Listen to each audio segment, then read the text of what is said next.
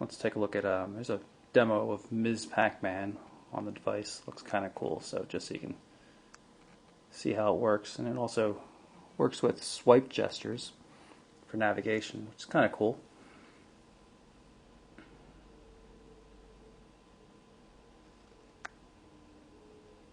Turn on the sound in this case.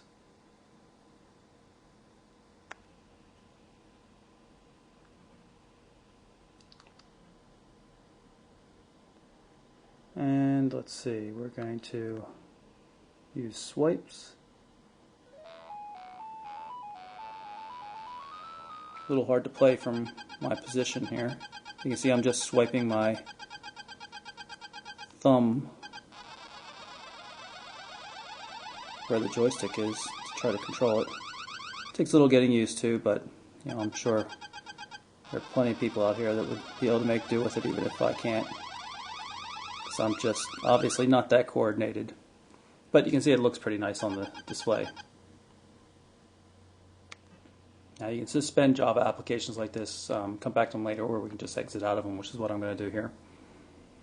Bunch of demo apps, not a lot of things preloaded with full versions.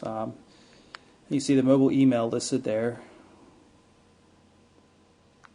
You can also access that from the messaging system. The problem with mobile email is it just doesn't support enough mail systems. You can see you've got Yahoo, AOL, AIM, Windows Live, AT&T, Yahoo, Bell South, and a couple of others. That's about it. It's really limited support. There's not even Gmail there. And while we have installed some Google applications on here, let's see, I think Gmail was listed in here, right? We'll do Google Maps instead.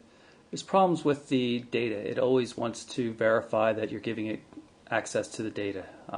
Does this constantly. You're moving around, you're switching map views or whatever. Let's see, I always forget you can't use a touchscreen here. Now see, it's asking me again. Really annoying. I mean, it works, but it's not something you're going to be using all that much. One cool thing you can use is the internal accelerometer. It's just a simple dice game. You shake it, and the dice move. Device vibrates as they're moving around. It's, I don't know what it would be useful. Oh, snake eyes. What do we know? But it's kind of cool demonstration of the accelerometer nonetheless. Snake eyes twice. I sense a poor random number generator somewhere. Anyway, let's get out of this. And here I've got the mobile version of the Mobile Burn website pulled up in the web browser. It's a full HTML browser, even though this is just a mobile site. We'll pull through so you can see the full version. But I just want to show you, it also works in landscape mode. And you use the volume controls, which are located down here at the bottom, to control zooming. You can also do it on screen, but the hardware key is a little bit easier to use. Right now we're in full screen mode, but if we tap on this little icon here in the corner, it brings up the full controls. So I could add a bookmark or access the existing bookmarks that we have. And you can see we can scroll through them here. Back key.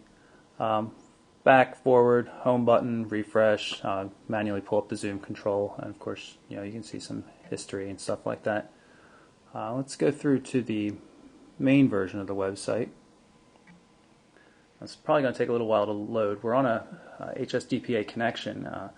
Speeds are pretty decent. We're getting about, I don't know, 500, 600 in this area, which is pretty typical for HSDPA on AT&T's network in my particular area. I'm sure you're going to get a lot faster in certain urban environments and things like that. But you can see it coming up. Things are a little formatted funny right now, but they're going to straighten themselves out quite quickly. It's still loading, but things will fall into place as it gets closer to being done loading. If I can bring it back up here. Now, of course, it'll be easier if we zoom a bit. Get a better overview of what is going on here, so you can see that it's actually doing a pretty decent job of rendering the page. But even though it's doing a decent job of rendering it and everything's where it's supposed to be, it's not really that easy to use. The fonts are a little jagged, and there's no intelligent zooming control. You're not just double tapping and things aren't happening automatically like you would on an iPhone or some other devices. Even the Blackberries handle the zooming much better than on this device. So it's decent. You can really see some real web pages and stuff, but it's not going to replace a desktop. The full version of YouTube does not work properly on this. This device seems to have Flash support, but some of the websites seem to detect it, but nothing has really been using it properly that I can tell, other than maybe advertisements, which isn't all that impressive as far as I'm concerned. So that's our look at the Samsung A877 Impression, new messaging multimedia device for AT&T. Pretty good looking package, clean lines, smooth curves, feels nice in the hand, and really a top-notch touchscreen display. It's a resistive touchscreen, but really that's not a problem. And just the AMOLED, it just comes through with such brilliant colors and everything. Would have really liked a better camera. The 3-megapixel camera on this does pretty decently, but autofocus would have been a really nice touch for a device with such a beautiful display.